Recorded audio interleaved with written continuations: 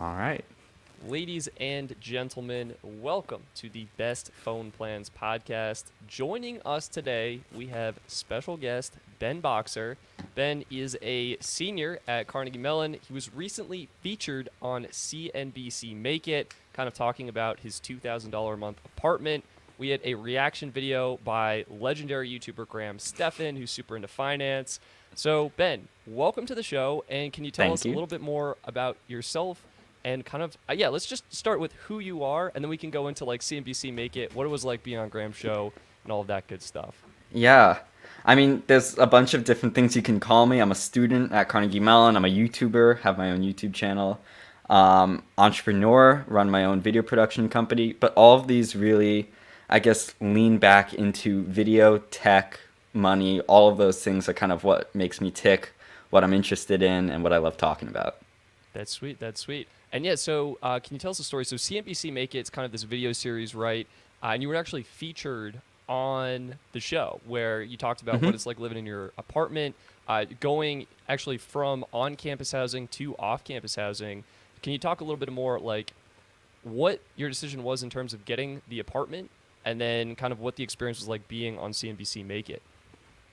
Yeah, I mean, I'll start with the apartment, I guess. The apartment was sort of something that came about kind of luckily. I mean, I have a group of about 12 friends that all wanted to live with each other, and so we wanted to really make sure we all lived in the same building and in the same location, and we found a series of apartments that all were in this one building, and so we got super lucky living here. And one of the things I wanted to do while here, I had previously made a dorm tour my freshman year of college, and I was like, I want to do the same thing when I move into an actual apartment, since I'd always done these dorm tours, and they did pretty well for me. I think my first dorm tour got like 1 million views. So the first thing I did after moving in here was deck this thing out with tech, putting up lights like behind me, and really making this thing look epic so I can actually film like a full apartment tour about it. And so I filmed this whole tour, uploaded it, and it did okay on YouTube, not nearly as well as my first dorm tour. But at the same time that I was doing that, I was working at CNBC as an intern. So I interned on CNBC's Make It team, helped edit a whole bunch of videos for them, mostly just stuff for like their Instagram and some for on-site stuff, a couple YouTube videos. And so I had uploaded this apartment tour, and somebody on my team saw it, shared it with the team. They were like, hey, Ben posted this apartment tour. And that got it on their radar, and they were like, this would be perfect for an unlocked video. So that was the series that you saw on CNBC with the apartment tour. Yeah. And so they were like, yeah, let's do it. Let's shoot something like that. So it was a full remote shoot. Me and my roommates handled all of the camera work, all of that, just to kind of make sure that there wasn't people coming in and out, keeping things COVID safe, you know? Yeah. So it sounds like basically CNBC, hey, we have this video idea. Can you shoot your video for us? Exactly. It was exactly that. So the whole video was a mix of footage that we captured for CNBC to kind of make this a unique video tailored to their style, their audience, all of that, as well as a combination of footage I've previously captured in my vlogs and other YouTube videos, and some of the footage from the actual apartment tour that was on my own YouTube channel. Yeah, dude, that's awesome. So in the CNBC Make It video, there was a point where you were like showing off like your hallway closet, and it was just decked out. Like it was every bells and whistles, everything camera tech. Like, like what's up with that? How'd you get into technology and stuff like that? And how'd you get hooked up with all that awesome equipment? You know, that's kind of been like something that has been building over a really long time. Like I remember back in high school when I first got into technology and YouTube specifically. It was like my sophomore year of high school. So we're talking now like 7 years ago, something like that. I had gotten a printer for the holidays, and I was like, I want a printer. My first video was unboxing a printer. Okay. And this was super exciting for me. I was like, it has AirPrint, it has a photocopier, prints in color 2 sides. Auto duplexing. All right, so it's like it's a legit printer. It was a legit printer. I still have this printer to this day. It's sitting right over there. All and right. still That's works. impressive.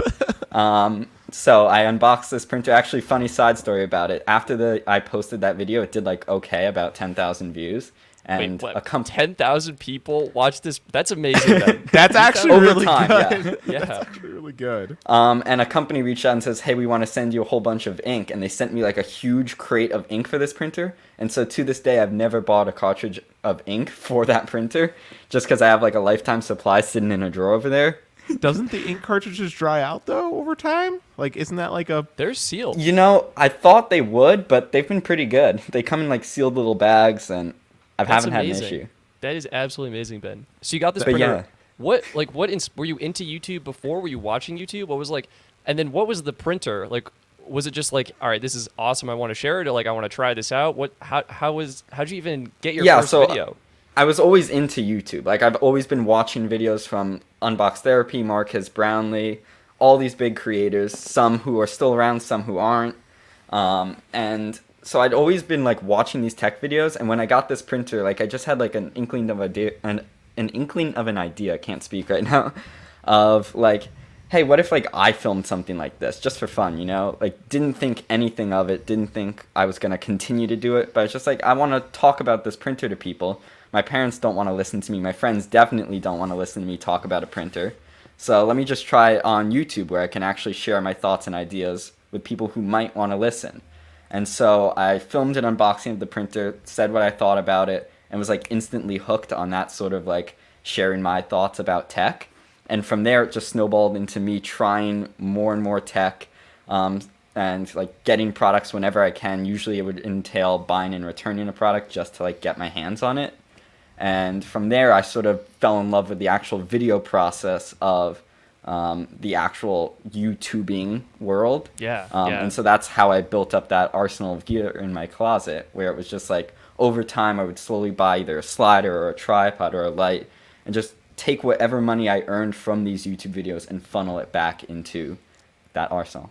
Well, then Wow. you must be making some really good money on YouTube because that closet had like at least $100,000 worth of, if not more. No, worth that's of not gear. 100K. It's not 100K. It's definitely in the thousands. Like I With the will say lenses, that. cameras, Yeah. I'd probably put it at like maybe 8 to 10K if I was to guess, just like based on a memory of a frame. Because you had some drones, you have some lenses. Those add up. I mean, they the keep drones their are probably value. like $2K a piece. No, they're like $800, $1,000. No, my drone is like only 1,000. But a lot of the gear. So one thing that I've always been into is kind of finding good deals on stuff, and I'm Yeah. always like scouring the internet. And so for the longest time, I was into, I think the correct term is retail arbitrage, where you buy something used or new for cheaper and then resell it for more. And I'd been doing that to like make some like little side dollars here and there. But as I got better at doing that, I used that to my own advantage to find good deals on camera stuff. So most of my camera equipment is used, and it's stuff that I found for good deals, or I found it, let's say, I would find a camera with 3 lenses and I didn't need the 3 lenses all in a kit. So I would buy that whole kit, sell off the 3 lenses, and usually that would pay for most, if not all, of that entire kit. So I'd essentially get a free or extremely cheap camera. And so I did that for a lot of my starting tech. Like I would say both cameras of mine were bought in some process like that. All my lenses were. My first drone was a used drone that my friend in high school had crashed into a tree and broke. So I bought it off of him for like a couple $100, sent it to DJI, and they repaired it under warranty for free. What? Dude, So what was your I got- friend doing? I don't know. But like I had him send me pictures of the drone. I looked up the serial number. It said it was under warranty. So I was like, I'm going to try this. Nice. And so that's how I nice. got my first drone. So a lot of the stuff that I got over the years was just through like little deals like that, finding stuff that I could get for cheap so that I can actually make this like viable. Yeah. Starting out, you don't make that much on YouTube. Still to this day, I don't make that much on YouTube. I remember when I turned AdSense on, when I think I got my mom to make an account or something like that because I was under 18 or the required age. And I think at first I made like $20 was my first paycheck. It wasn't even a paycheck because it was like the first maybe 1 to 3 months. And then it wasn't over the $100 minimum payment threshold. So I didn't even get paid. But I was like, hey, I'm doing something that's better than nothing. Exactly. Yeah, so many places to take this from the creative side to the finance side. Let's maybe stick on kind of finance because I feel like that's an interesting topic. And then from there, we can maybe branch out. I'm interested in like your creative process and like what tools you're using from that standpoint. But yeah, from finance, it sounds like you're living in a $2,000 a month apartment, and you're investing in gear. How do you prioritize your purchase decisions? Like what gear is worth the investment? Are you buying used or new? And then is it a long-term purchase, short-term purchase? How do you go about thinking of those things? I mean, everything that I purchase, whether it's gear or even just like little things like clothing, I'm always trying to, and this might just be the business student in me, always trying to think of like ROI on that purchase, which is kind of silly if you're looking at clothes, but like I don't want to spend a certain, like let's say $5 or whatever, and know that I'm going to lose all $5 of that in terms of value. So if I'm buying a piece of gear, let's say it's a monitor or a laptop, if I need to like have at least an idea of how I could make that money back using that gear. And so that's where any big purchases come in, whether it's a camera, monitor, laptop. I have to see a certain amount of value in that purchase in order to actually use it. And so if I can see more value in it than what it costs, even if it costs a lot of money, I see it as a worthwhile investment, because it'll bring me that value that I might not have been able to obtain otherwise. It's the same thing if you're investing in stocks, houses, whatever. As long as you get a return, it's worth it. So Ben, real quick, value means a lot of different things to a lot of different people, right? For you, how do you kind of define value? Like, is it just straight up like if I buy X camera, it enables me to make X dollars, that's the value? Or is it like it saves me X amount of time, or is it X amount of enjoyability? Like, what is value to you? I mean, I kept it broad because there's really a lot of different aspects that go into it, but time is a big thing. If something can save me hours and hours and hours of time, I know that that'll in turn bring me some money, because I'll be able to use that time on other things that are important and other things that can maybe bring me financial gain or bring me knowledge. Since I am a student, a lot of my time is spent learning. So if I can purchase something that'll save time, I tend to do that.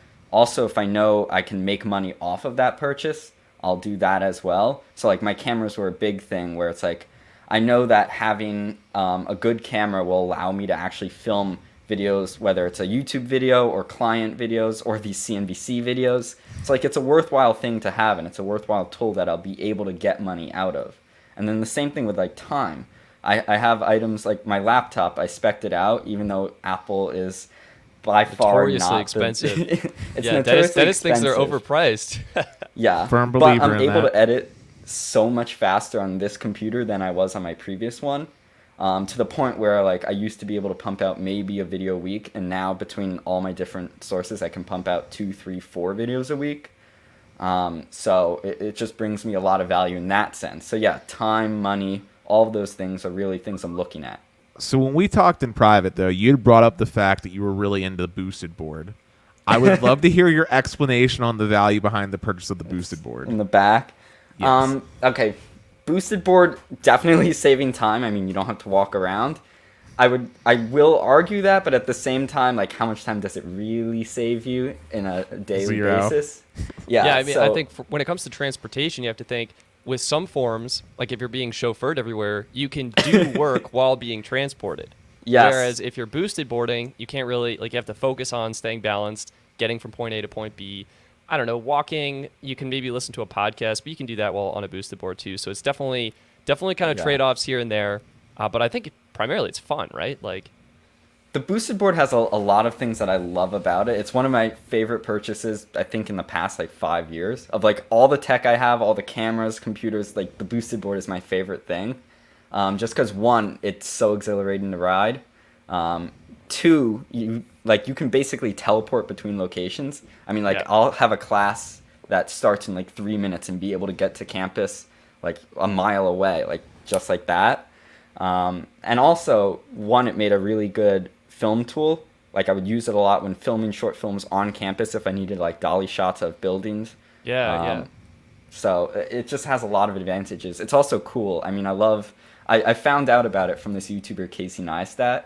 And so, like, after seeing him use it and love it, and then me getting to use it and now own one, it was just so cool. And it had that, like, cool factor that brings me back to those videos. What would you say were some of your best investments from the past years? And this could be something like the boosted board, where you're getting a ton of joy and a ton of fun out of it. Or this could be something like your computer or your workspace, where you put a ton of money into it, but it's returned time and value in terms of what you're able to produce.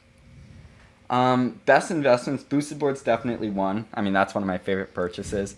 I'd say, I guess I'm going to encompass computer and monitor as like my desk. Sure. My whole desk setup was definitely a really big investment for me. I know that's the thumbnail of this Yeah, it is. video. Yeah.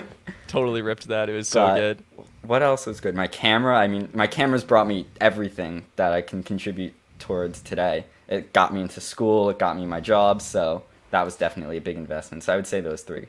Those So are pretty Ben, real quick, man, Mhm. why don't you tell the audience though how you scored either the boosted board or that really nice desk, right? Because I know in private you were telling us how you pulled off some shenanigans to like somehow turn a profit on it, even.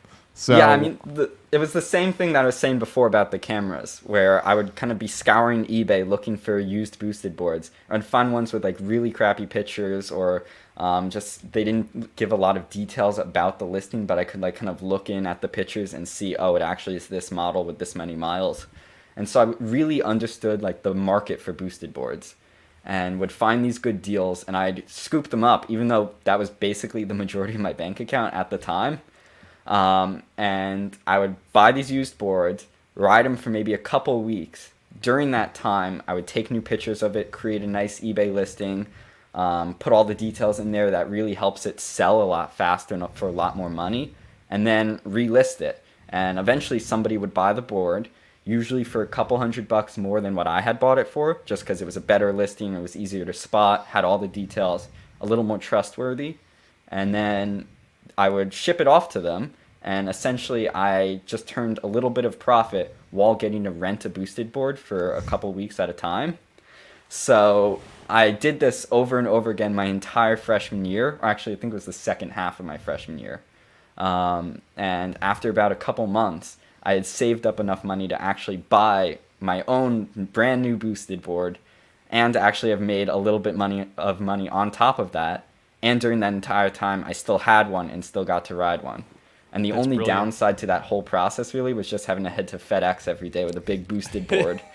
But I ended up actually, I would usually carry these boosted boards while riding a different boosted board to the FedEx store. So I was like holding a big boosted board, riding one, and that's how I would ship them off every single day. Wow. that's hilarious. So this flipping strategy that you've incorporated, man, have you been doing this with your phones as well? Like I was looking at your channel, right? You've been doing some awesome reviews on like iPhone 12, iPhone 12 Pro. Is that something you've been incorporating now with the phones as well? The phones, and especially the iPhones, I tend to just kind of buy for a review it during a 1 week period, sometimes even faster, because you got to get those reviews up very fast to work with the algorithm, and then I would return them. So I didn't usually flip iPhones because there's really not a market for used iPhones. They do retain a lot of value, but the problem is as soon as you buy them, you lose that value. So you're not able to flip them for a profit per se, especially when they're brand new. Yeah, so I actually tried this right when the iPhone 10 came out. That was the brand new design for iPhone. That thing was hot. Mhm. What I did is I took a gamble. I actually bought two of them. One from Best Really? Buy, one from Apple. And I think I returned the Apple one because their return policy is super easy. And I think I tried to flip the Best Buy one. And But did what you make a profit on it? I bought it for like baseline, I think $1,000. I sold it for $1,400 on eBay, which sounds like a profit. But after I That should be, factored in, because it's like 10% plus some PayPal fees. That still should be a profit. yeah, well, so the 10%, the PayPal fees, and because I had to pay like 8% sales tax in New York, the whole total ended up, I think I lost like $100 on that. And Best Buy charged $100 more for their specific model. That was the year they were being really annoying that's about what that. it was. Yeah, so all of those together meant that I lost money, but it was really interesting to try that. And yeah, Yeah. you're definitely right. Phones devalue so fast. I actually just did a video on the best deals on the Galaxy S21, and the phone literally came out like 2 to 3 weeks ago. You can already get it up to $200 off, I've seen. Really? Yeah, and this is on the used market. It's insane. That's It's insane. That's So- like a 2-week-old phone. Yeah, right. So definitely, I feel like the buy and sell strategy works better for some items, and it sounds like you were really keen into the boosted more market. Did you continue doing that, or were you like, yeah, this isn't worth my time anymore? Once you had kind of finished and bought your I've board? continued to do that, not with the boosted boards, because boosted went out of business. The market kind of became more like panicky in a sense, and everybody was buying them up, and so now it's kind of hard to get those really good deals that I used to be able to get. But I've continued to do that with other products. Usually, I'm trying to think of any ones that I recently did. Mainly, I'm just kind of trying to find good used deals for stuff. Yeah, To where kind of are you improve finding these? Are like Facebook, eBay, Swappa, Craigslist? all the above. Okay. I look at all of the above. I typically like eBay and OfferUp more just because they offer shipping, and I'm lazy and I don't want to go get something, especially with classes like 6 hours out of the day. I don't want to leave and have to come back to campus and all that. Gotcha. But yeah. Gotcha. I just don't know how you find these deals, man. Because like when I look at like Facebook Marketplace, like, cause I'm also for pictures like yourself, man. Anytime I look at listings on like Let's Go, Facebook Marketplace, I just see like absolute junk. Like I'm talking like it'll say lightly scratched and the whole screen will be cracked and need like a replacement or. It's hard with phones because everybody has them. Yeah. I had a lot of success with like things like the boosted boards because it was a much more niche product, and I was only looking for that one product. I'm not just Gotcha. looking for a good phone deal or a good skateboard deal. I'm looking for like a boosted board. Right. And so that's why I had a little bit more success at that. But I've tried it with other things, and it's a lot harder. That's Right, interesting. right. Did you ever have bad purchases or sales go south on eBay? I feel like if you're doing so many transactions, that there's kind of a risk with that kind of online marketplace. Yes, we just send you rocks or something in the mail. I don't remember exactly how it happened, but one of the boosted board sales, somebody really tried to scam me. I usually never fall for these scams, but there was one where I had purchased the product under like a PayPal, insured, all of that, and they sent out a package, but they sent it to like a house just down the street, so it showed the same zip code and everything, and it was just an envelope, like an empty envelope and nothing in it. But they got the tracking and all of that listed on eBay, so it was a lot harder to actually kind of not get scammed for that thing. Oh, interesting. Because as soon as I knew instantly what had happened because I saw the weight on the package on USPS. Yeah. So I contacted eBay, and they're like, "No, it looks like it's sent out. Like, I don't know what you're talking about." I was like, "Oh no." But after like a month and a half of back and forth with eBay customer support and hours on the phone, I got that transaction just wiped. I feel like that it was would have the been only pretty time. cut and dry. Like, isn't a boosted board like 6 pounds? Or like, the boosted boards are pretty heavy, right? Like they're like 6 pounds, aren't they? They're like 20. 20. Okay, so Yeah. 20-pound boosted board, like 1 ounce envelope. You would think. You would eBay, think do that you not see something's the- wrong. Yeah, no. But I definitely, I mean, you're lucky that was a buyer side thing. I've been following Jonathan Morrison, and he's been scammed when you're a seller. It's actually much harder because people will like get the product, say it's damaged or whatever, or like it's not as described. And eBay and PayPal are usually really good at siding with the buyer, and they'll like refund the purchase pretty much without any questions asked. So you definitely have to be careful there. What's interesting is when I was selling my iPhone 10, I had someone immediately after the auction finished messaged me, said, "Hey, I actually need to ship it to this address," but it wasn't Yeah. the buyer, and they're just like trying to sneak in there, just get you to ship it to the wrong address. So yeah, definitely filled with scams, and so I'm glad you got that resolved. I know it's a pain in the butt, but I'm also glad you didn't lose money on that. yeah. So I know Jonathan's pretty careful with the buying and the selling. I Yeah, you once gotta- sold him an Apple Watch. This was like back when the Wait, first no, Apple you Watch sold came out. Jonathan Morrison an Yeah. Apple Watch. What? It was. I'll tell you the story. It was the first Apple Watch. This was like right when it was released, and I don't know if you remember. I think this was back in like 2015. I don't remember what year the watch came out. Yeah, no, but- 2015. I think you're right. Yeah. And they were super hard to get, especially the steel model. And that was one of my first unboxings that actually performed well. I bought the steel with the So you were like so black early. leather band. Yeah. Yeah, and I got it very early. I remember like waiting up at like I think it was like 3 a.m. because there was like the time zone difference. Yep. You had to make that 3 a.m. pre-order. And I got my pre-order in. I filmed the unboxing, and then like just after I posted it, I saw John tweeting like, "Hey, does anyone have a stainless steel Apple Watch they're willing to sell me?" And I was like, "Yeah, I have one." And he DM'd me. He said like, "Hey, I'll buy the watch off you plus like $80 or something like that, like plus retail." So I made a profit off of a used unboxed watch. Dude, and I shipped it to him, and then he really appreciated it. So he like linked my video in the description of his. Oh, that's So if you awesome. go back to his first Apple Watch video, this was back when he had, I think, less than 1 million subscribers. He was like, "Hey, go check out Ben Boxer's unboxing too." Wow. That's incredible. I just gotta say real quick. So Ben, like you've just been blowing up with so many big names, right? Like you got Graham Stephan, you got because of the CNBC Make It video. Like, have you actually had anything happen behind the scenes where you've done like talks with collaborations with these people? Like, there's a lot of big names that you seem to know. I've been trying to. I emailed both Graham and Meet Kevin. Those are the two that I was featured on recently. To be like, "Hey, can I hop on your podcast?" Meet Kevin actually responded, said yes, but then it ended up falling through. Oh. So I have not done anything with them yet. I'm hoping I'll be able to.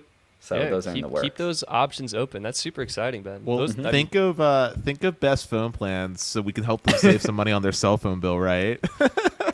Yeah. But speaking of cell phones, real quick, I want to pivot towards this real fast. So, Ben, if I remember correctly, when we talked in private, you rock T-Mobile currently for your I cell do. phone service, right? Okay. Now, are you on like a plan by yourself, or are you on like a family plan? I'm on a family plan.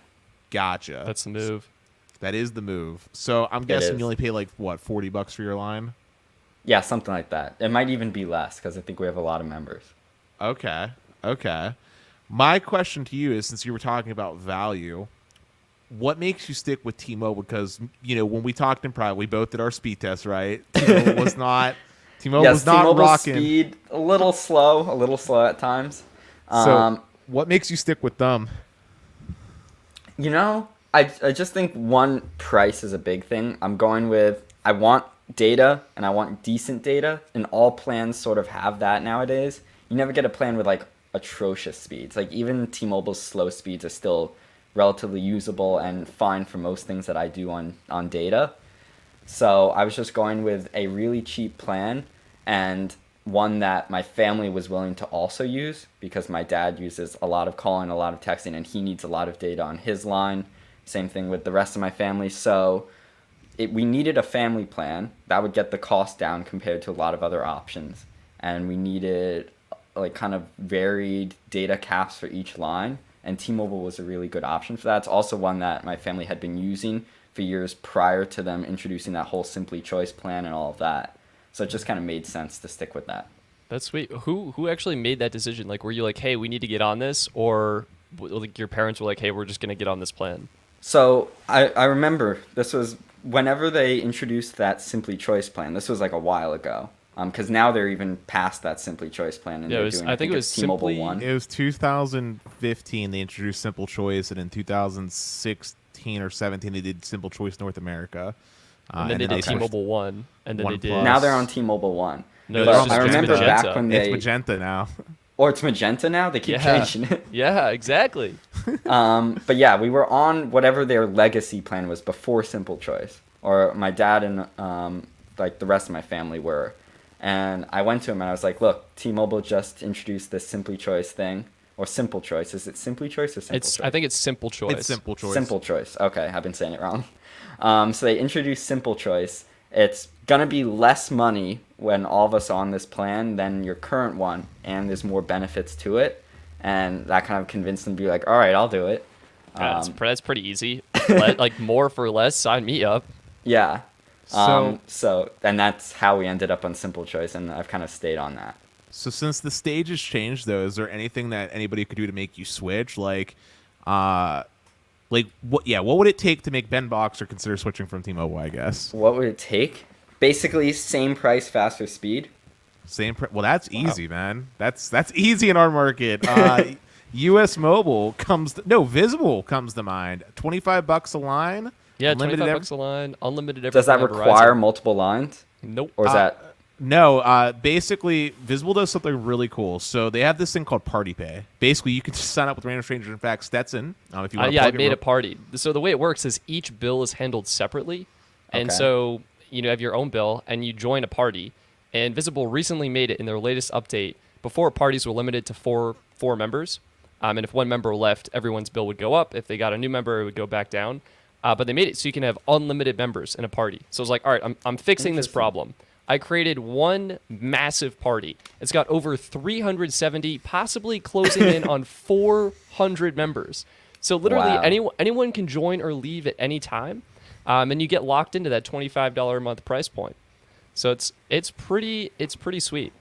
It's really good, and what's Interesting. cool is too with Visible is they actually have unlimited hotspot as well. It's capped at they say it's capped at 5 megabits per second, but as far as I've seen from speed tests, it doesn't seem like they enforce it very hard. But it's a really Okay. good plan. They use the Verizon network for their coverage. Okay, that's good. But Visible would be good. US Mobile is another one. I like them because when you have a family plan of like 4 more people, you can pick 2 like streaming Two perks. services, Yeah. 2 perks. So like you could have them pay for like say your Netflix and then like say Xbox Live, or you can have them pay for Spotify and PlayStation Plus, or Oh, that'd be whatever pretty sweet. whatever it so is. you pick 2 perks. They have music streaming, video streaming, and gaming. And the 2 perks are in just 2 different categories. That's the only rule. And what's cool is you actually, I don't know, it's cool and annoying. You submit your receipt to get reimbursed for the service, but that means you Okay. can switch services anytime you want. And then just resubmit the receipt. Yeah, So and I you- could get them to pay for like my Apple Music and my Netflix. Exactly. That combination actually Oh. works perfectly. Yeah. That's pretty sweet. And what does their plan cost a month?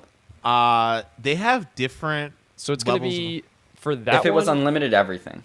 they have a 50 gig soft cap. So you have 50 gigs Okay, at I full could work speed. with 50 gigs. And then they limit the speed now to 1 megabit per second, which is, it's slow, but it's still fast enough. Then pretty much, it's fast enough for what you need. iMessage, loading up a couple websites, Google Maps, things like that. But yeah, it's a pretty sweet deal in terms of what they're offering. And they have, I think, hands down the best online account dashboard, user interface, mobile application, and things like that. And what are they priced at? So You said it was 4 lines is going to be like $130 a month. And if you Okay. bumped them up, it would probably be closer to like $30 to $35 a line, I want to say, something like that. okay, interesting. Because right now I'm also at about 35-ish Yeah. for the line. You'd want to do And the math out. It's 6 gigs with like a soft cap, sort of where T-Mobile slows your speeds. So to Okay. get 50. So you don't even for the have an same unlimited price. plan. Yeah, You wait, have what, one of- what were we thinking, Dennis? We're Yeah. like, oh, of course he's on an unlimited plan. He's on T-Mobile. What? Yeah. Man, you have a 6 gig plan for like how many? 7 lines on your account? Something like that. Well, yeah. it's 6 gigs per line, and then they have the Yeah. I can't remember what they call it. It's like rollover data, but like data bucket or something. Yeah, But- and I almost always, because I've been home for this quarantine, I almost always have that 20 gig bucket ready to go. Jeez. But, Dude, But- let's just take a quick pause for a second here. This isn't an unlimited plan you have, so we're talking about unlimited pricing here. You could easily do something like that with US Mobile and pay even less, or Yeah, dude, wait. US mobile pricing for a single line is like $20 gets you, I think, 12 gigs or something like that. yeah. Well, oh, so that's like double what I get now. Yeah, so it's double what And you is get it with the for soft less. cap, or is it like hard off at That 12? one's hard. That one's hard. Okay. Yeah, That's so, a hard yeah, cap, it depends. but you're dealing with 6, and the throttling after your 6 gigs is 128 kilobytes on that old plan. But alternatively, I was gonna say Mint Mobile, which uses the T-Mobile network. If you want to Same coverage. That's Ryan Same Reynolds. coverage. Yep. Seen But- the ads. Yeah, Mint Mobile, man, dude, $20 a month gets you 10 gigs of data. That's what Stetson's using right now. That's what I'm on. It's a great plan. It has all the same coverage. It's really good. Hmm. But honestly, I would honestly recommend you check out US Mobile though. Like, get like a test sim, dude. Like they have Who does US Mobile use? Is it Verizon? Verizon. They use- Verizon or T-Mobile, and you right? choose. But you Okay. you want to choose Verizon. Trust me. yeah, yeah. If And- you and- choose Verizon, though, then you're using the CDMA network, right? not really anymore. Not actually. really? Yeah. So what happened was before there was a difference between GSM and CDMA, but with LTE, the technology is essentially the same. Like LTE is the same across different carriers, so it doesn't really matter. Like a Verizon phone works on AT&T, an AT&T phone has the bands to work on Verizon. You just need to make sure they're unlocked and ready to go. But Ben, real quick, we Yeah. actually had Ahmed on, who was the CEO of US Mobile, on last week, Mm-hmm. and now's a really good time to try them because they had a code. It was like 10 Ds, And Yeah, you could YOLO try attendees. YOLO attendees, so you could try it free. Dude, seriously, I don't make any commission off this or anything. Wait, I'm definitely gonna check that out. You should try US Mobile because, Check it out. like I said, I have no profit from them, but Ahmed is a super cool guy. Their website's super clean, and I respect what they're doing. Yeah, so I give them a strong recommendation. I'll try it, and Yeah. I'll be able. My phone does dual SIM, so I'll be able to just pop them in and kind of see how they compare to T-Mobile, and if I like it, Are then stick you? with it. Is your current line on eSIM? Or are you? Yes. Okay, yeah. that works then. You'll That's be sweet. good. Yeah. The one thing with Visible and with US Mobile is they are deprioritized, and that just means like if the Okay. network's really busy, then your speeds will slow down. The thing is that Gotcha. varies a lot by location. I've had some people comment like, "All right, this is so slow, I can't even use it." Other people like, "This is the greatest plan in existence. I'm saving so much money. The speeds are fine for what I need."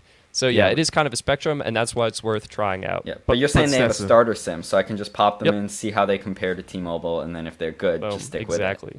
Right. And Stetson, I also just want to add, remember, we're in Pittsburgh. T-Mobile's so congested that even the most deprioritized Verizon plan is going to be better. Oh yeah, I didn't think about that. No, but yeah, Ben, you should check them out. But also on the topics of internet-related things, here's a good one for you. So we had this in private. You have Comcast right now, right? Like I do. it. Yeah. Okay. So we talked about things that save you time and save you, all that stuff for value. When you were looking for an apartment, why didn't you look for a place that had FiOS? To be honest, Wi-Fi was the last thought when we were trying to find an apartment. Does Pittsburgh do you have good on-campus Wi-Fi or why was it? On-campus Wi-Fi is like phenomenal. Right. CMU's campus Wi-Fi is like some of the best Wi-Fi speeds I've ever gotten anywhere, period. And the coverage across the whole campus is great. Oh, that makes total sense. Like you're probably 80% of the time on campus or like close enough to campus where you're Or it totally used fine. to be, yeah. Yeah, you I was don't gonna need say, it. Once COVID hit, everything completely changed. This apartment was purchased before that all happened. We signed the lease before we even were sent home from school last year.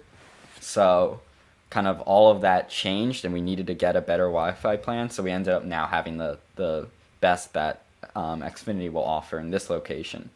Ben, But you want to know what's initially funny the is? plan was to go there. You want to know what's funny is about your campus? What?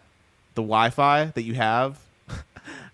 I helped get you guys set up for Wi-Fi coverage Really? across your campus. Yeah. Oh my specifically, goodness. all the access points that you have spread across like the actual Yeah. outside yard. Yep.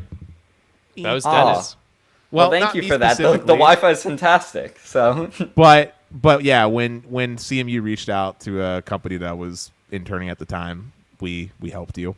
yeah, no, but- they put a lot of effort into making their networking pretty sweet. But yeah, no, you guys have a 10 gigabit engineering lab actually as well on your campus, which is actually really sick. And Stetson, yes, I said 10 gigabit. My mind is But- blown. That's insane. I know, it's crazy. But I'm surprised that was the last thing in your mind considering you're a content creator because Comcast, their highest upload speed on their residential tiers is the gigabit with like 35 meg, which is I'm assuming that's what you have. I'm assuming you have gig. Yeah, we get. I think it's actually 40 up. They recently upgraded it, so it's Wow. 40 Wow. gigs It's in. not upgraded. They just over provision. So if you. Oh, is that what they did? Yeah, all ISPs generally over provision by about 10%. So if anybody remembers from earlier episodes, like when I had gig, I have a multi gig networking card inside my PC. When I ran a speed test, I would see like 1200 down and like 41 up. And then when Comcast upped their gig to 1200 down and 35 up, I was seeing closer to 1400 down and 41 up. But getting off topic, I'm just really surprised it was the last thing in your mind because 40 meg up is very slow for all the data that you're backing up. Because if I remember correctly, you had like a 300 gig backup that you were working on the last time we spoke. I wish it was 300 gigs. I have about Oh, 25 terabytes that Oh my consistently God. backs up. And that's you got the been data. uploaded. And you got the data cap to worry about now as well. No, there was a change.org petition to get Comcast to lift that data cap, and they recently lifted it up until July, which is when our lease ends. So we're good on that. And then I'll be able to get some other uncapped internet plan for wherever I move after school. But yeah, I use a ridiculous amount a month, probably many, many terabytes. of just That's insane. uploads. Yeah, I graduated, I lived at home for a year, and then I was at home at the start of COVID. And when I was ready to move out, that was the number one thing I was looking for, was near a city that had good 5G coverage, because I test out all the different networks, and number two, really good internet. And that was like top priority. And once we saw Longmont, Colorado had municipal fiber with symmetrical gigabit speeds, I was sold. It's incredible. It's like Symmetrical gigabit. Wow. yeah, 1,000 only. megabits per second down, 1,000 megabits per second up. When I upload a YouTube video, it's just like boom, ready to go. Like I'm frazzled. It's so fast. It's Wow. excellent. The whole reason I moved close to the city, Ben, was to get better internet. That was my main concern. And when I bought this apartment, I bought it thinking I would have Comcast and Fios, because that's what I was told. And that's what Verizon's website said. But womp womp, it's Verizon, DSL, and Comcast. But Comcast was still better than what I had at my rural place that I grew up out in. I'm not going to say the name, but I grew up in somewhere rural. And now, when buying my house, my main concern, and I triple-checked with Verizon, was that both Fios and Comcast were available. So the house that's being built this moment, as we speak, I have it. It's going to be a networking paradise. I think I told you about this. Yeah, it's going to have you Cat briefly 6A did. cabling all over. That'll be so dope.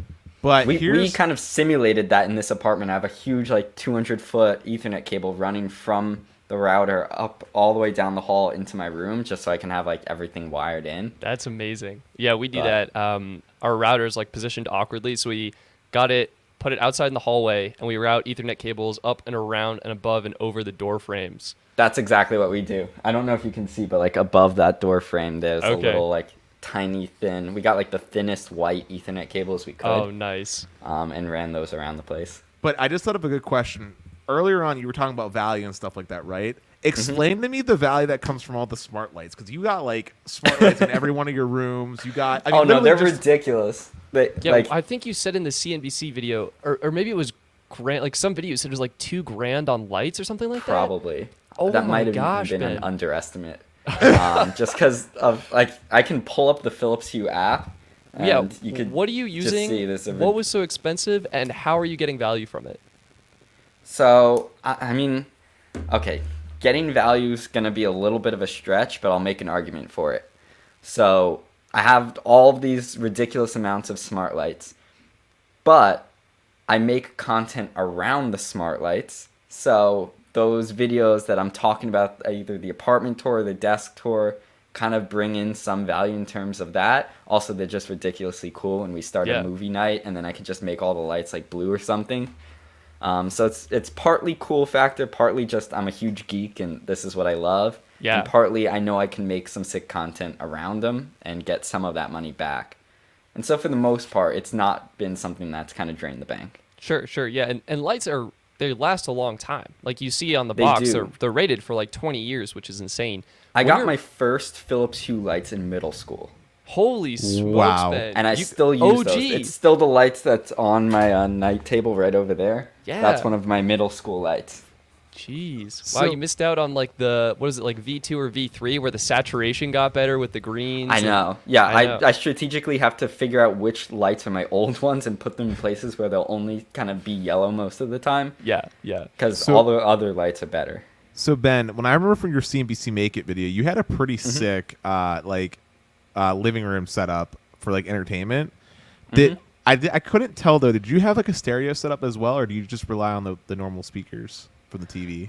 No, so we have a pair of HomePods that are actually my roommate's HomePods that we hooked up to the Apple TV, so they just AirPlay the sound.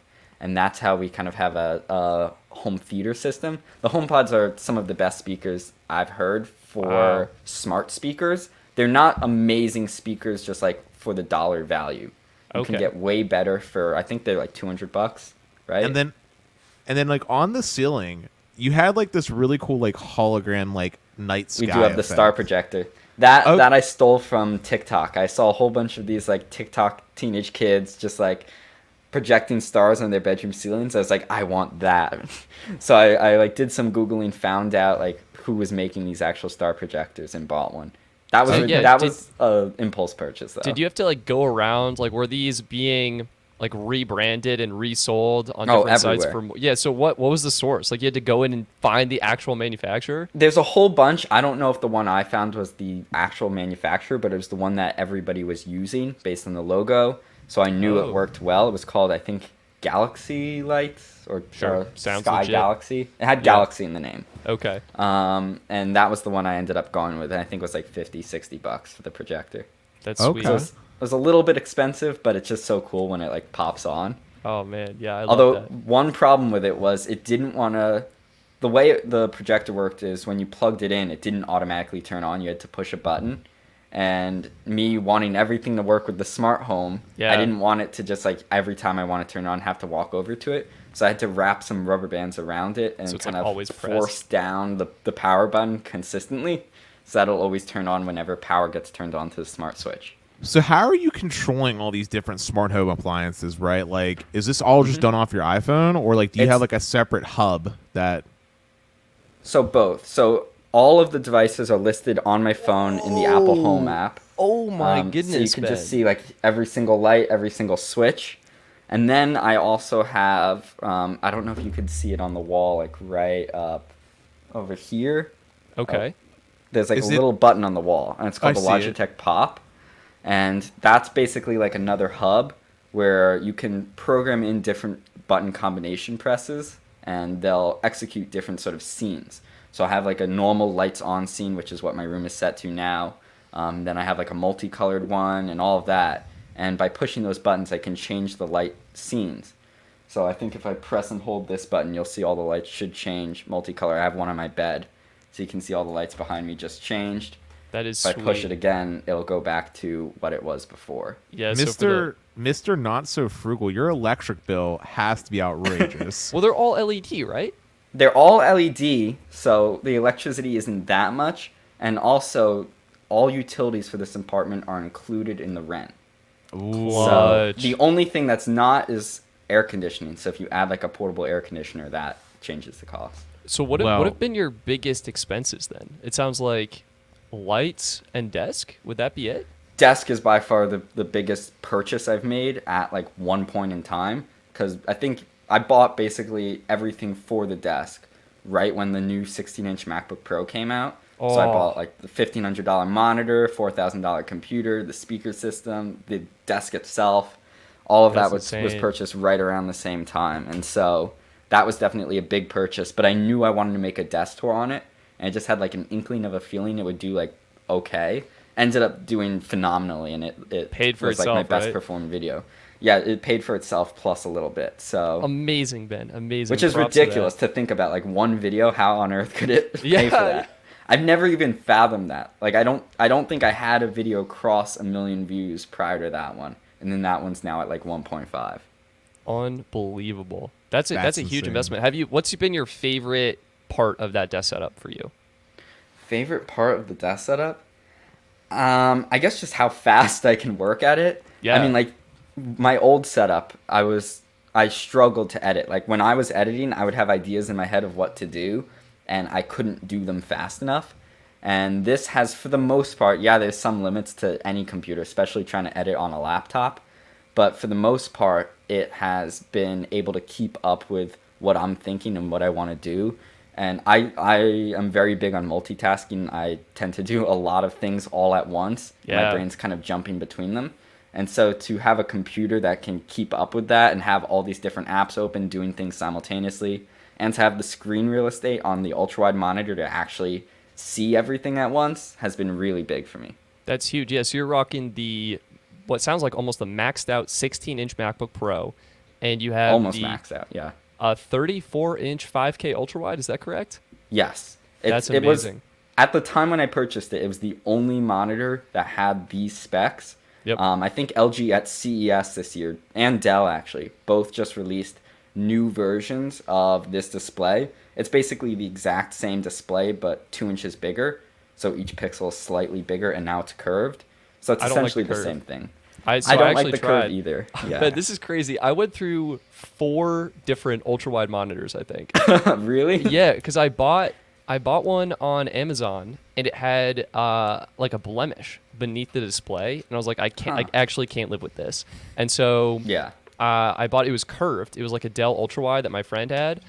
The curve is great for media consumption. I found as a fellow content creator, I needed straight lines. When I'm in Photoshop, I'm cropping a photo. I need straight lines. That's exactly what I was thinking.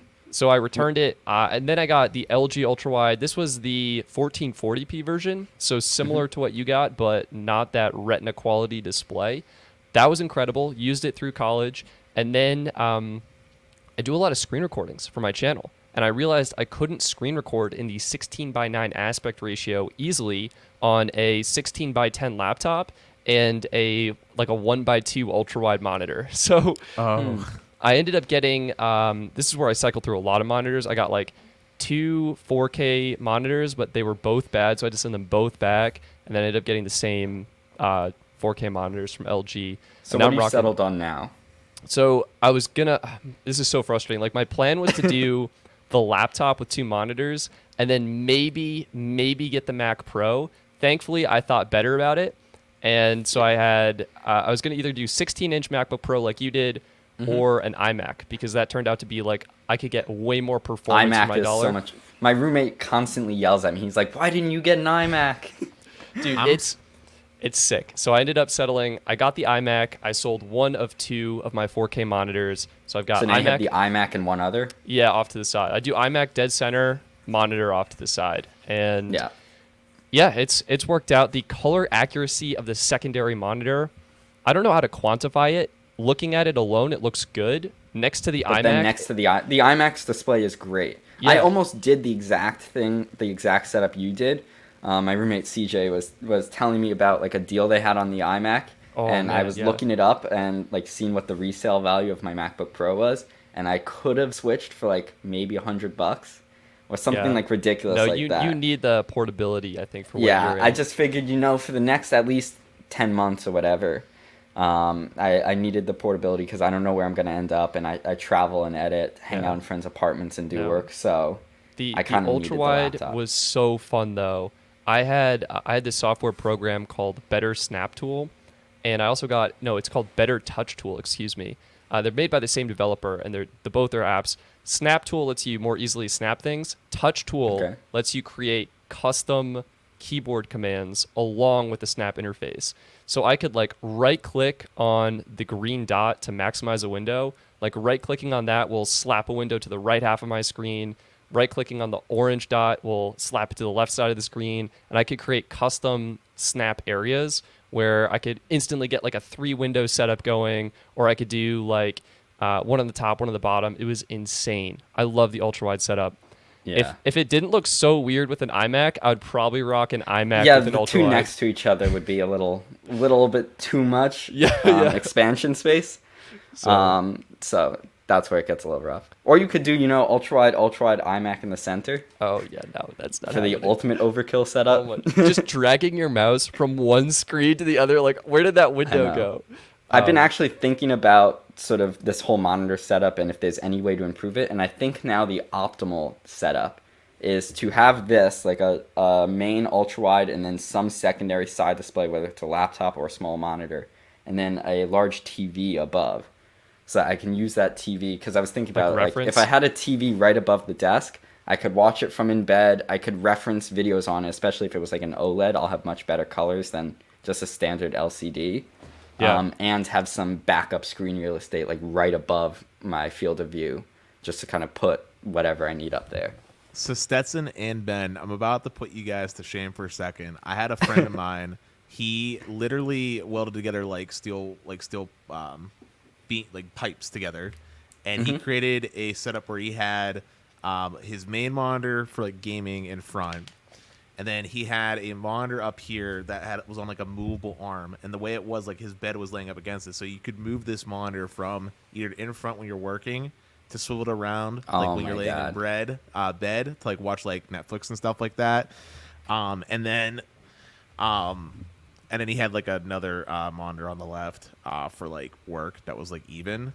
I was gonna say maybe you should do something like that. I know they sell little wall mounts on Amazon, which is actually what I'm thinking about doing when I get my work desk made, and just have monitors like that with one of the movable, and then you can just position your bed on the opposite adjacent side. Yeah. I Also, wonder if that's possible because my desk is a motorized standing desk, so I wonder if you could still weld it to that and it would be able to lift it all. Yeah, I think most desks I'm seeing are like 350-pound weight limit, and my iMac's around 22 to 25 pounds. So I think if you factored in everything, it would likely be okay, but still pretty huge.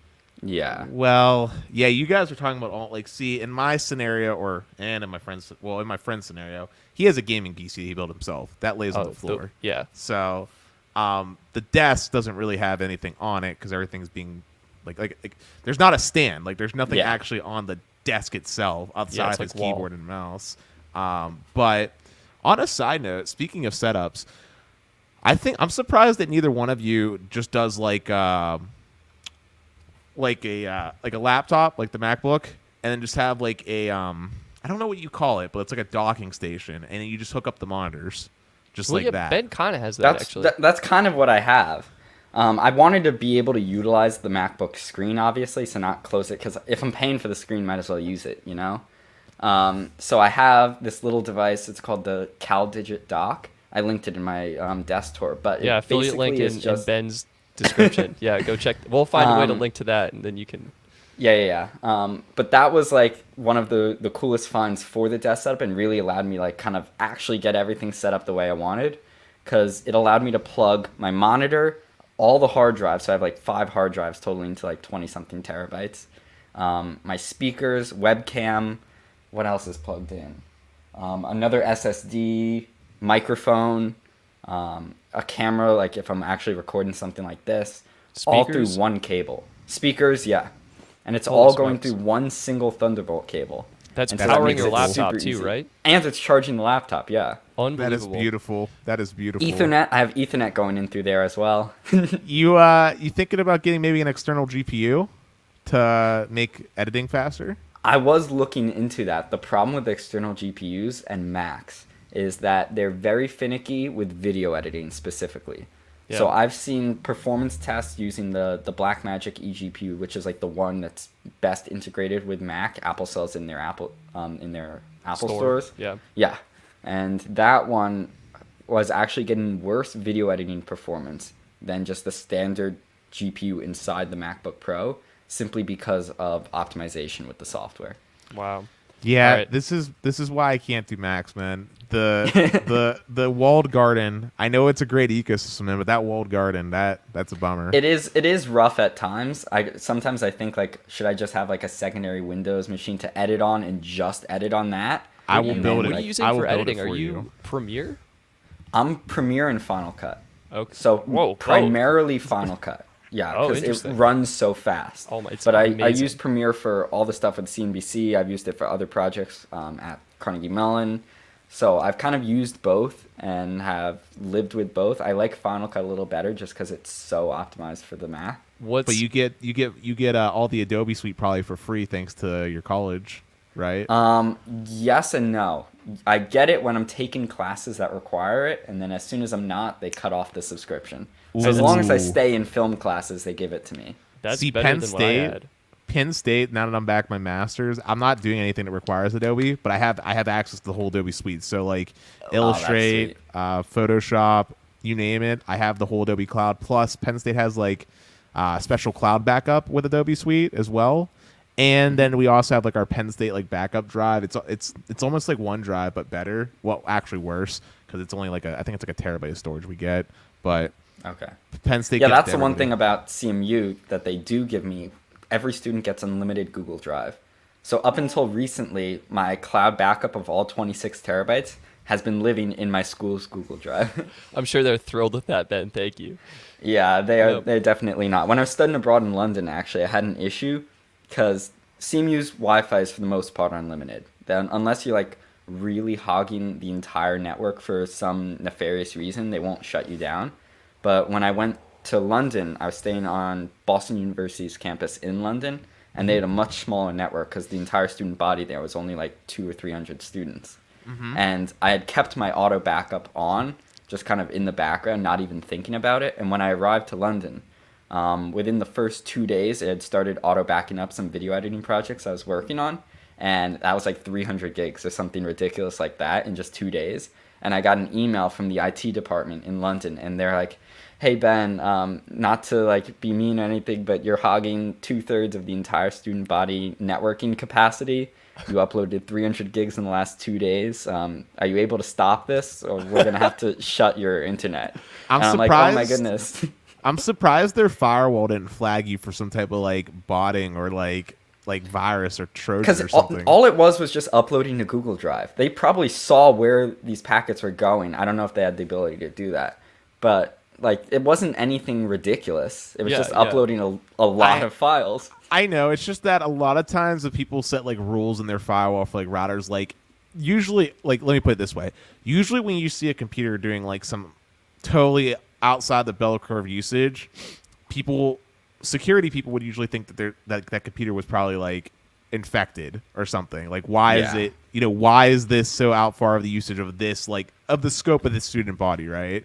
Now, granted, obviously, just checking the packet traffic and seeing where it's going would answer the question, but as a preliminary check when people are asleep and stuff, like that would probably be your first rule. Like, this is kind of weird. But yeah, that's probably why they emailed before shutting it down, just to make sure it was like. Yeah, you could actually shut it off, and it wasn't. Because I mean, there are students that might rely on the internet for this stuff, so they wanted to make sure.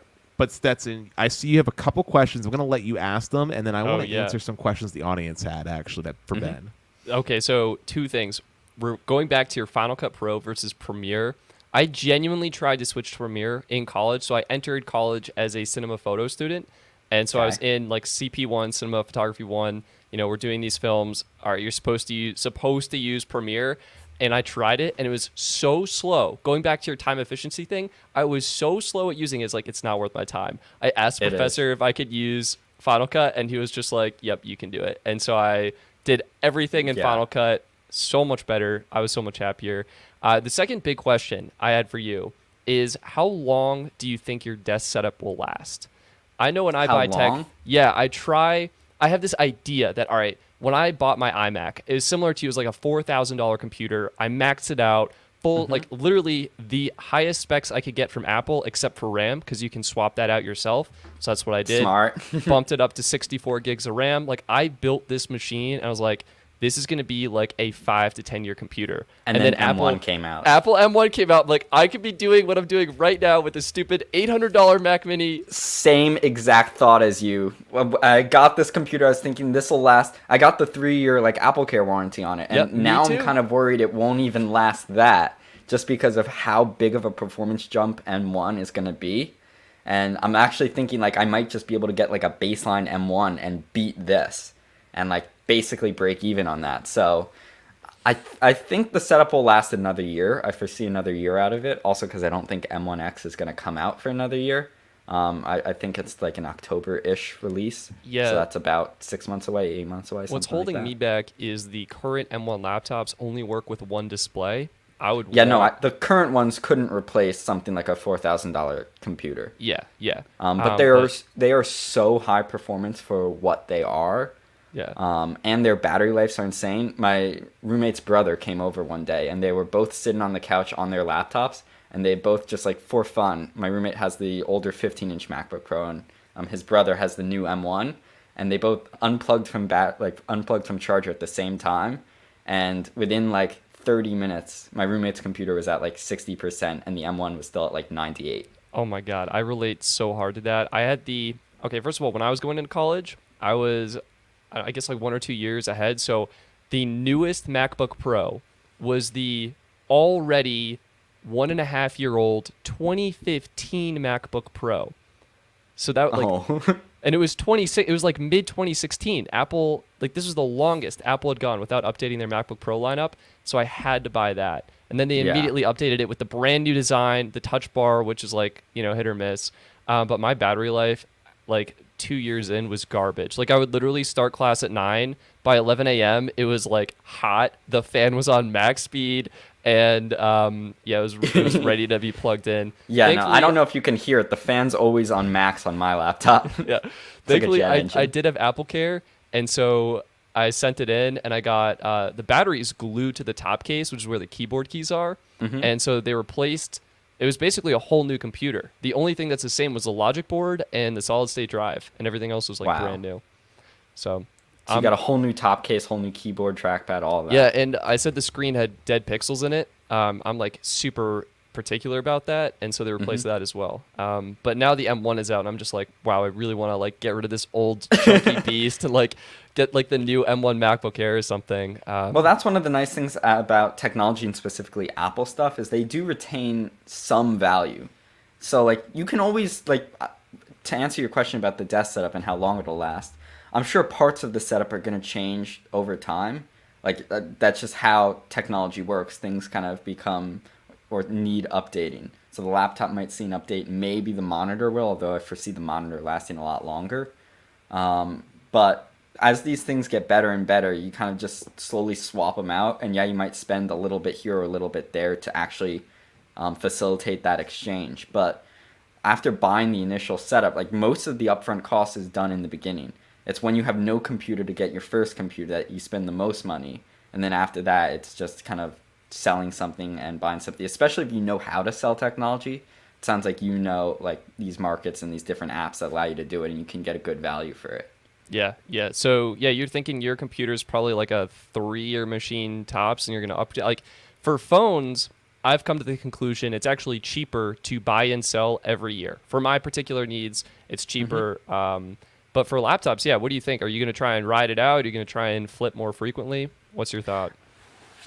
I'll see when the M1X comes out and see how that performs. It might be that's the next upgrade and then wait another few years for something else from that. Yeah. But I don't want to wait too long for it to lose too much value and also to get too slow for my needs. So like computers just naturally slow down over time. Yeah. And so as soon as I start seeing diminishing performance, then I might kind of jump on the next bandwagon.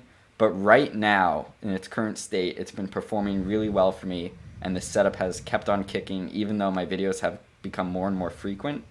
So as soon as I see something change in terms of that, I'll switch over. But in the end of the day, all it really is I need to be as efficient at making videos and doing my work as possible. So whatever will help me do that and make sense financially, I'll kind of do. Sweet.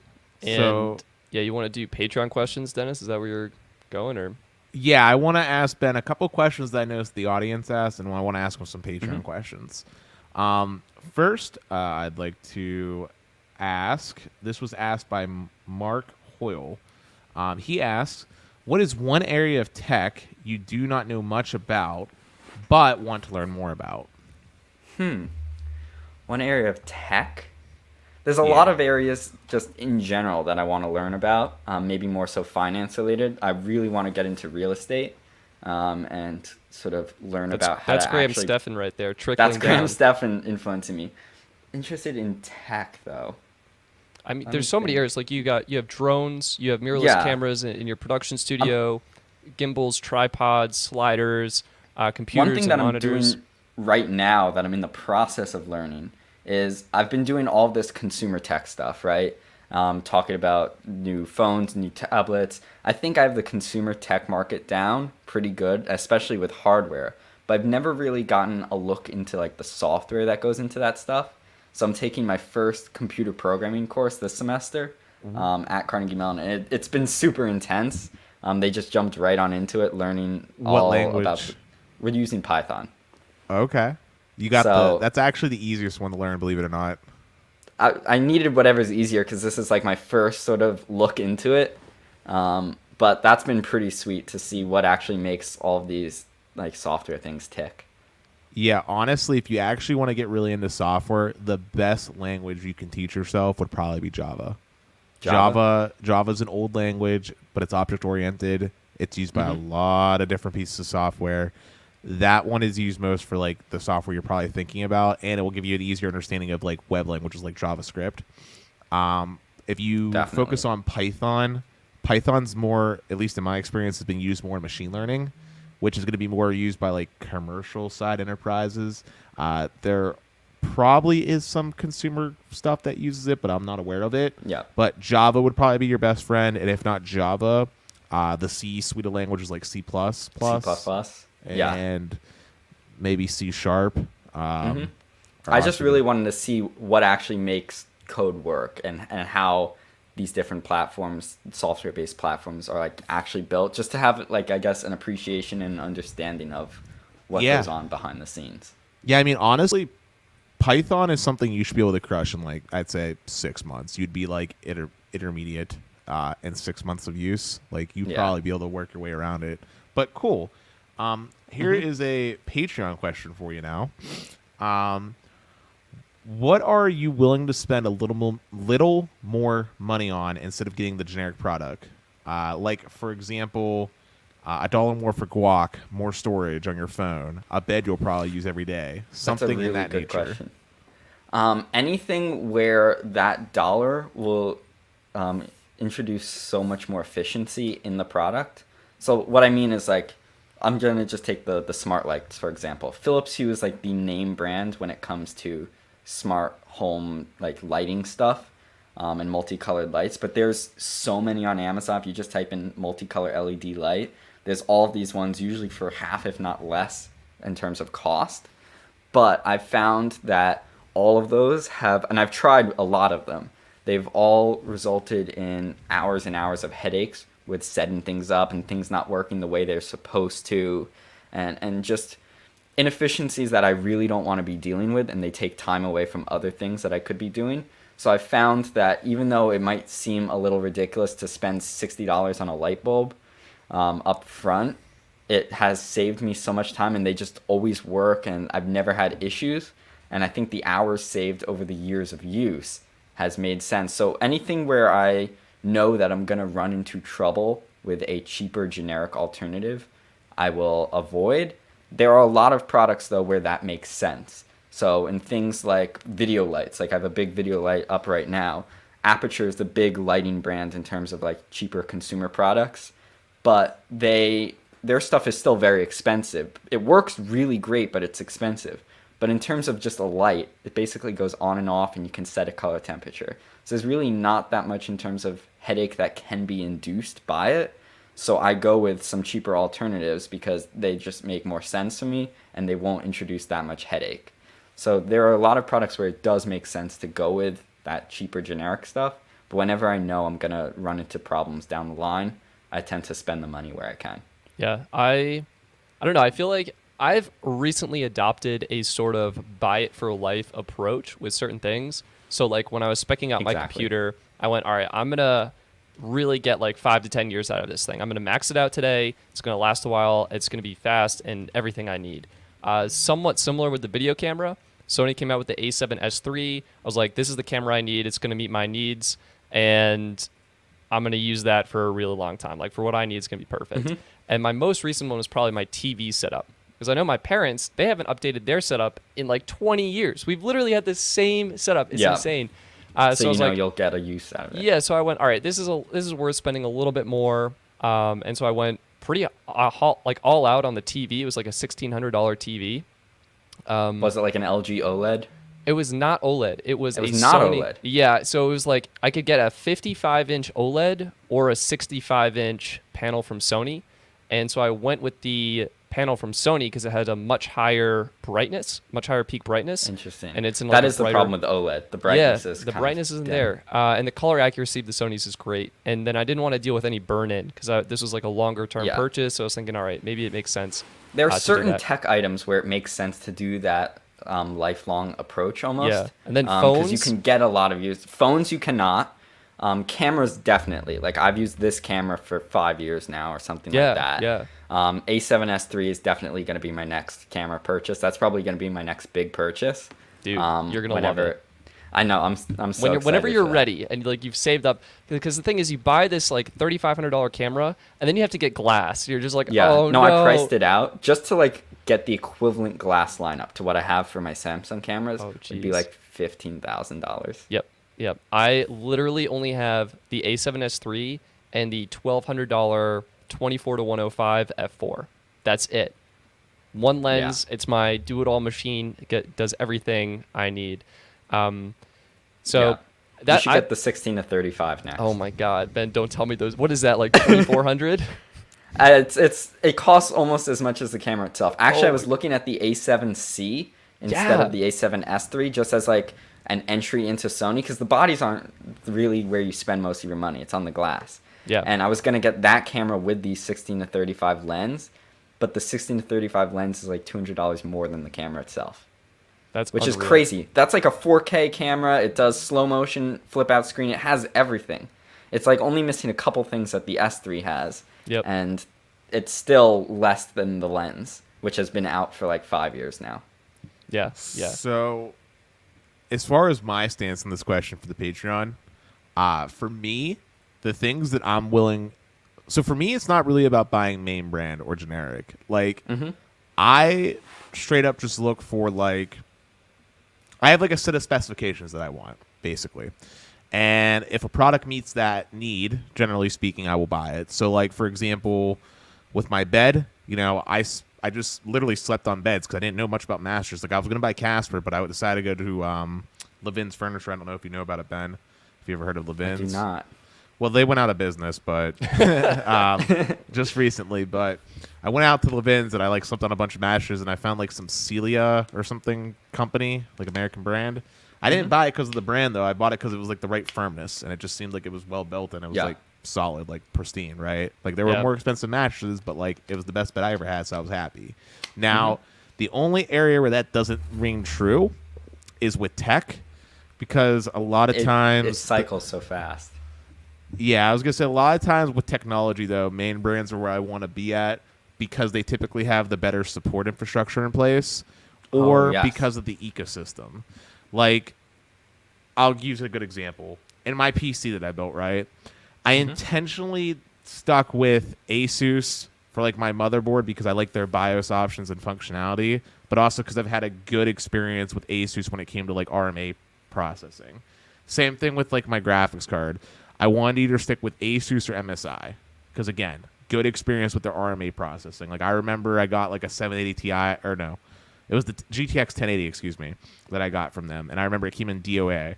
And I remember they were super chill about it. It was literally outside like the 14-day return window because, like, I got the card and then it was when I was leaving for Greece. So it wasn't until I got back from Greece I actually set up the card that I found out that it had I don't know what the issue was that was causing like green artifacting specifically, but I just know that it was affecting the display port and the HDMI ports and everything, and they were super chill. And for anybody that doesn't remember or doesn't know about PC gaming, the GTX 1080 was like one of those cards that was in short supply, similar to now with like the 3080 series. So it was really awesome of them to hook me up with a new one. So tech is the only time I typically go for main brand. And as far as determining something's worth, I base it based off of how much I'm going to use it or how much, basically how much I'm going to use it. Similar thing. Like I put a lot of priority in items I'm going to use every single day. So that was, for me, my desk, my computer, I got like the Bose 700 headphones. I use those pretty much every day. Anything that's like a daily use item, I try and get something that's high quality and it's going to last a long time. Definitely. Things I've cheaped out on, I wouldn't say cheaped out, but like I got a very economical car as an example for my first vehicle. It was like a Toyota Prius from 2010, and most modern cars all perform basically the same. They're all owned by only a couple manufacturers and built off the same chassis. So like cars I do not care about at all because they lose value immediately. In fact, I've never bought a new car. All my vehicles I've owned have been used. I had a 1991 vehicle. I had a 2003 Buick. And now I drive a 2010 Ford Focus. All of them have been used, and all of them make me happy. Even though I use it like pretty regularly, it doesn't need to be great because the amount of time I'm in the car isn't that much, especially now. One thing that I also spend a lot of money on, even though I probably shouldn't, is internet. Like you, Ben, I used to pay for gig. It was only just recently that I reduced my speed. And the only reason I did that was because of the data cap. Now, I know it got pushed back, but I was paying a lot for gig.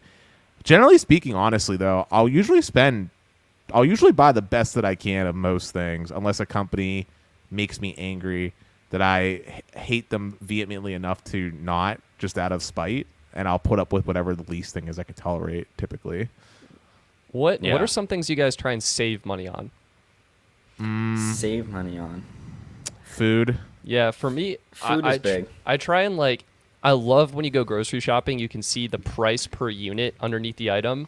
I don't like constantly compare like brands. Like, all right, it's like 5 cents for this brand per ounce and like 10 cents per ounce for this one. Of course, we get the cheaper one. Although I will say I do kind of splurge a little bit. I'm big into like organic vegetables and things like that. No. Dennis is not about it. I was going to say I like it, but I won't pay an extra $2 for a cucumber. It's expensive. But I like to try and support that kind of ecosystem. But I do try and save on that a lot. Store brand everything every day of the week, man. Give me that great value Walmart brand canned peas. I'm fine with it, man. Yeah. No, I go with whatever's cheapest on Instacart. Another thing I actually try to save on is clothing. I'm very big on, I forgot the name of the type of wardrobe. It was, it's like when everything is matching with everything, so you don't have to put like much thought into it. It's like what Steve Jobs did. Yeah. So it's like minimalist basically or essentialist. Everything that I own clothing wise is like black t-shirts, gray t-shirts, and like jeans and some sweatpants. And it's very like bland, but it just makes one, getting ready so much easier, and two, I get things in bulk. So I'll buy like these packs of like 10 black t-shirts or something, and I found like ones that I like, and so that makes it just so much easier to get clothing, and I can get it for a lot less money. So That's sweet. Yeah. Listen, I got better at this, but I used to literally just wear Hanes, like the white t-shirts that I'm wearing right now. Mm-hmm. In high school, my senior year, I used to just wear Hanes white t-shirts and then just wear different levels of sweatpants. My senior year of high school. Now, I got better, okay? And the reason why I got better is because I got free shirts. Like, I don't know if anybody remembers from last week, but I was wearing it. You probably couldn't see it, but it said, like, Smile, and it was for my orthodontist. It was a black t-shirt I got from my orthodontist for free. Or your T-Mobile Tuesday t-shirt. Free T-Mobile, or a ton of stuff from college. Like, when I was at Penn State, like, so many of these different small companies would come for, like, their job fairs and stuff. And I would just rock these free shirts. I remember my apartment that I stayed at up in, it was like a townhouse, actually, that I stayed at up in college. They gave us, like, free shirts all the time. I can't remember the name of it. It was, like, It was something in It was, like, 801 Toffees, but I don't remember the name of the place. But it was up in State College, and they gave us, like, a bunch of free clothes. I remember I got, like, this ice cream shirt. Basically, all my clothing in my wardrobe is stuff I got for free, with the exception of pants and, like, socks and underwear. And even that stuff I bought, like, Hanes socks from Dollar General for, like, $3. So clothes and food are definitely places I cheap out, because clothes, they break even if you buy expensive stuff. Like, I can't tell you how many pairs of socks I replace in a year. And then food, because you can make cheap food taste good if you cook it well, and if you're a bad cook like myself, even the finest ingredients are going to taste like crap. So, Very true. Sure. Yeah, is there anything you splurge on, like getting that guac with your Chipotle burrito bowl or anything like that? I always get guac. That's what makes the bowl. You can't get Chipotle and not get guac. It's so good. Although Chipotle is one of the few restaurants that I'll order from because I can consistently get a really cheap meal there. This was actually a CNBC video that I made. My roommate shared his Chipotle hack, which is basically get a bowl, get 2 tortillas on the side. They used to be free, now they're like 25 cents. But oh, no, people caught on. They caught on. And then you separate the bowl directly in half and make one half into one burrito, one half into another. And you essentially get like 2 full burritos, basically 2 full meals, for something like $8, $9. So it turns to like a $4 meal, which normally that would be like sort of nearing grocery prices. Like when you cook a home cooked dinner, it's like $3-4, but you're getting that for like already made for you at Chipotle. So that's pretty sweet. That is sweet. You know, we're talking about food hacks. That makes me think of the Ghetto Big Mac, where you basically get a you get like a McDouble. Mm-hmm. But then you ask them to throw on lettuce, onion, and the Big Mac sauce, and it comes out to be cheaper than a regular Big Mac, but tastes just like a Big Mac. I've never done that. When we do fast food, we always do the Wendy's 4 for $4 on Grubhub, and then the advantage, or maybe it was Postmates, but one of those 2 services lets you upgrade the size of all of the items for free. They don't charge because their app didn't allow you to do that. So you can get a large fries with it, the large chicken nuggets on the side, all of that for just $4. So that's like it's like the once a month when we go for like a cheat meal almost, we'll get something like that, and that's when we can really splurge and only spend like $4 on a meal. That's sweet. That is legit. But the question was what we splurge on, and I would just say in general that the area that I splurge my most money on is tech. Outside of that, like that's my biggest expenditure. Tech and Same. gaming is my biggest expenditure. Everything else pales in comparison. Especially now that I cut my entertainment budget down. Like I was paying a good amount of money for all those streaming services that I had between YouTube TV and all that other stuff, but I trimmed the fat back. So gaming and tech are my big expenditures. Yeah, I'm right there with you. Well, mostly just tech, to be honest, and like film gear. That's oddly expensive. I wish it Film wasn't. gear And your is like four iPhone 12 Pros. Oh yeah. and your iPhones. Yeah, I have 4 iPhones, Galaxy S21, Pixel 5. Like the phones are and your ridiculous. and your 20 cell phone plans. Yep. You know, that's the one misconception. Everybody that has like reached out to me and be like, "How many phones do you have?" and stuff like that. People think when they like see my unboxings, a new still have product it. You every keep month. I everything. have all of that, but like in reality, most of it is either sold or goes back to the company or just it disappears somehow. And so I only have. This is the first time that I upgraded my phone in like 3 years. The last one that I got was the iPhone 10. So that was my freshman year. So that was actually 4 years ago. Wow. And I Is kept that the Pro? Is that the Pro Max that you kept, or did you keep the Pro? I kept the Pro. The Pro Max was a little too big for me. This is even a big phone. I Yeah, have I this agree like with you, little Ben. O-snap grip on the back that makes Jeez. it like easier to hold. But other than that, like I don't really keep a lot of the tech I check out just because it wouldn't make sense financially to do so. Yeah. I mean, the phone investment is something I'm betting on it as a business expense. It makes And sense then- for you to have a few phones. Yeah. Yeah, and then I can flip them, and I mean, we'll see when it's October or like August or whatever. And I'm trying to sell these. Maybe it'll be like 100 to 150 per phone, but I'm hoping I can make that back, and I might try and get rid of like the 12 mini or something I'm not using now. Yeah. But yeah, I'm starting to lean more into trying to, because camera gear, like you were saying, is also a big splurge for me. So I'm starting to lean into making more content on camera stuff, just to kind of give myself an excuse to for it? maybe try out more Yeah, camera yeah. gear and keep some of that. So my next product that I'm super excited about, the DJI should be releasing an FPV drone. Yeah, in a couple actually, weeks. on the Pinch to Zoom podcast, second podcast I co-host with my friend Gabe, we did a reaction video to the leaked unboxing of Yeah, the I saw that. Yeah, it looks so cool. I'm so And- excited for it. I've been checking out a few FPV drones. A buddy of mine who runs Beagle Drones, Dwight, he's been sort of sharing his drones with me and showing me all about FPV and really got me into that world. So I'm super excited to see what DJI introduces, mainly just because as there's more competitors in this sort of pre-built, really good FPV space, both companies are going to get even better, and we'll start to see. It reminds me a lot of when like that Phantom 3 came out from DJI many years ago, and like drones just started to get like really, really good, and people got more excited about it. I see that happening in FPV right now. Yeah. Oh, it's going to be awesome. And also back to your aperture comment, they just released the Amaron 100D and the 200D. I saw that. Yeah, dude, those are my next lights. When my roommate moves out and he takes his good lights with him, I'm probably done on those. I was thinking of getting a second one of those so I can use this as like a background light and Yep. then have the aperture as the main. Yeah, $200, not that bad. Not I know, that it's bad. crazy. So, sweet. Well, Crazy Ben, good. it's been amazing having you on the show. I want to wish you the best as you finish up your college degree in one of Thank the you. craziest years ever. Hopefully the online classes aren't too bad. Super fun having you on, talking tech, talking about what we spend our money on, what we splurge on, what we save on.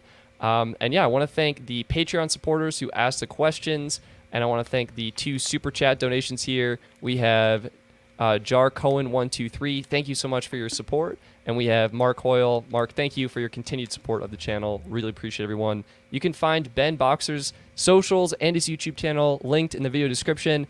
Check out all his work, his insane desk setup, his apartment tour, all of that good stuff.